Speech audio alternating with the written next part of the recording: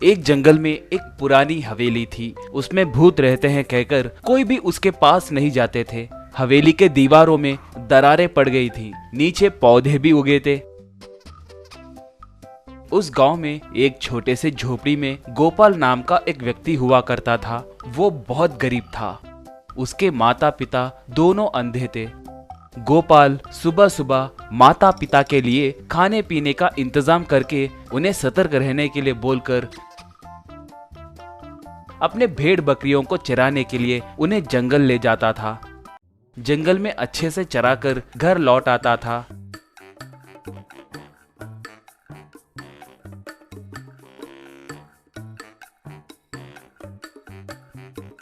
घर आने के बाद माता पिता के लिए खाना बनाकर परोसता था।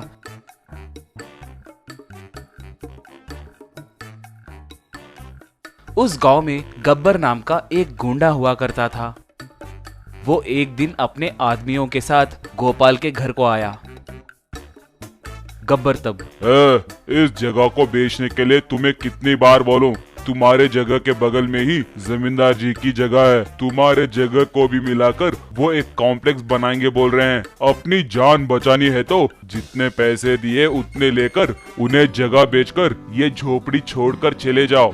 अगली बार बोलूंगा नहीं, सीधे तुम्हारी जान ले लूंगा, कहकर धमकाकर चला गया।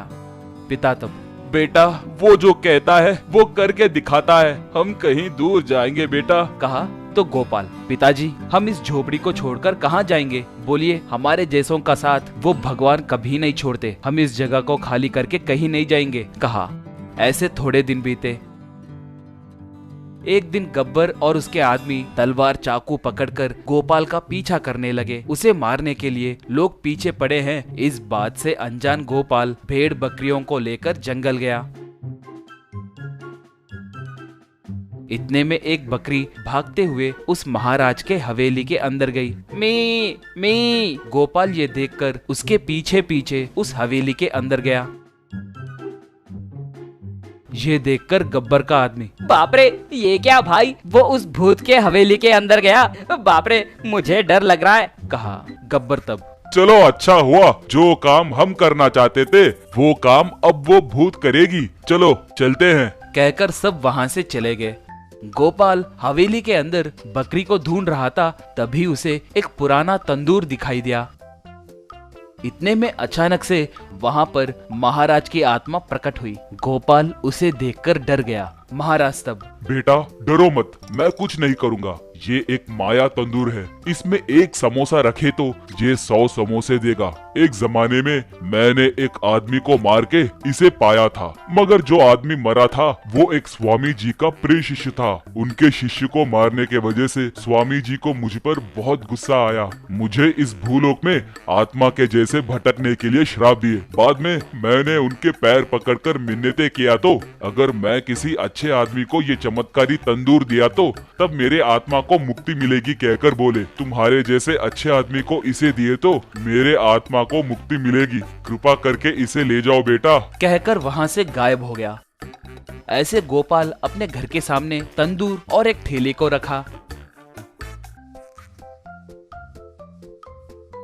वहां पर तंदूरी समोसा ओनली 5 रुपीज कहकर एक बोर्ड भी रखा। आटे से एक समोसा बनाकर उसे तंदूरी के अंदर चिपकाया।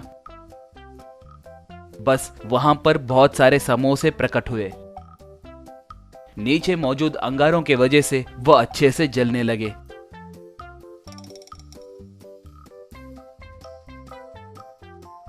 गोपाल तंदूर के अंदर से एक एक समोसे को निकालकर ठेले के ऊपर रखा।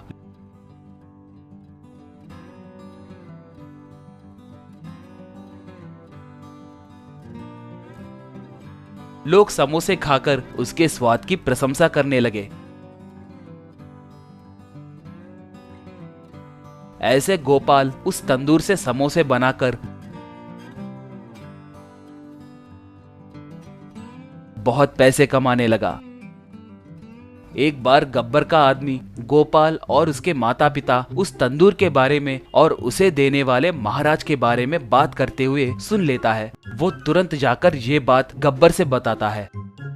ये सुनकर गब्बर सीधे गोपाल के पास आकर, क्यों रे, माया तंदूर की मदद से पैसे कमाओगे? क्यों, मैं वो काम नहीं कर सकता क्या?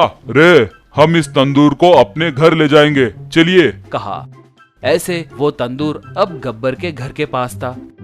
गब्बर अपने आदमियों से, आज से इस गांव के सारे होटलों में समोसे बेचने वाले हर एक को मेरे पास से ही समोसे खरीदने के लिए कहो, नहीं तो मेरे हाथों मारे जाएंगे कहकर धमकाओ। रुकिए, इसके अंदर एक समोसा रख कर देखता हूँ। कहकर समोसा लेकर तंदूर के अंदर झुका। बस उसके अंदर से एक हाथ बाहर आकर उसे पकड़कर अंदर खींच लिया। वो अंगारों पे गिर के बाप रे, बाप रे कहकर पुकारने लगा तो उसके आदमी मारे डर के भाग गए। बाद में गब्बर जैसे किसी ने उसे लात मारा हो वैसे उछलकर मुंह काला बनाकर नीचे गिरा।